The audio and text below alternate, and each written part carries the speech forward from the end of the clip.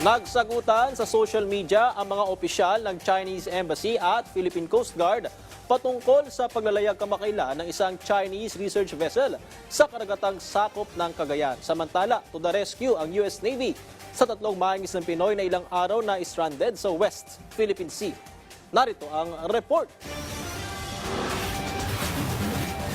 Nakauwi na ang tatlong mahingis ng Pinoy na sinagip ng crew ng US Naval Ship Cesar Chavez. Nakita sila noong Enero 1, 50 nautical miles mula sa baybayin ng Bolinao, Pangasinan. Sakay ng kanilang nagkaaberya na bangka dahil sa engine trouble bunsod ng malakas na alon kung saan halos 4 na araw silang na-stranded. Kaagad na ipinagbigay alam sa mga opisyal sa Pilipinas ang lagay ng mga mangingisda matapos silang pansamantalang manatili sa USNS Cesar Chavez na nagsasagawa ng logistics and resupply missions bilang pagsuporta sa US 7th Fleet.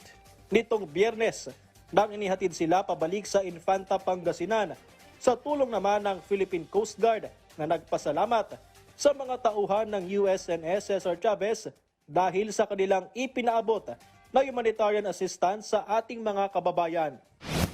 Samantala, may naging buwelta si PCG spokesperson for the West Philippine Sea, Commodore J. Tariela, sa naging pahayag ng Chinese Embassy patungkol sa namonitor na Tansu Airhow Chinese Research Vessel sa karagatang sakop ng Cagayan Province.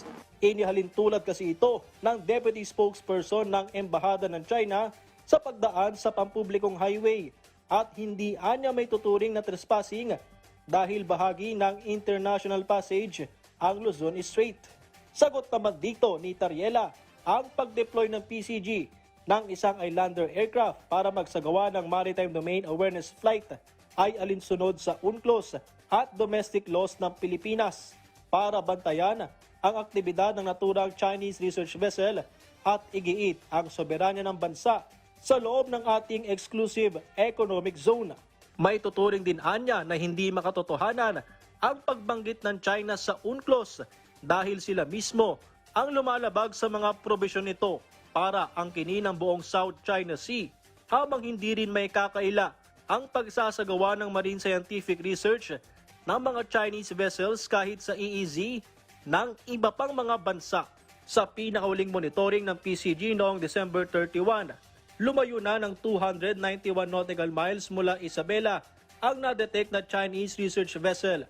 Pero bago nito, ay lumapit ito ng 19 nautical miles mula sa Santa Ana, Cagayan at wala naging sagot sa radio challenges ng PCG. Binatikos naman ng ilang civic group ang tila pagsuporta ng ilan sa mga maling naratibo na ipinakakalat ng China sa West Philippine Sea. Ayon kay Dr. Jose Antonio Goitia ng Alyansa ng Bantay sa Kapayapaan at Demokrasya, ang paninindigan ngayon ng pamahalaan sa soberanya ng bansa ay may sapat na basehan. Anya, bahagi ng seryosong pamahala ang pagtutol sa mga maling impormasyon kung saan ang karapatan ng Pilipinas ay kinikilala ng kasaysayan at pandaigdigang batas.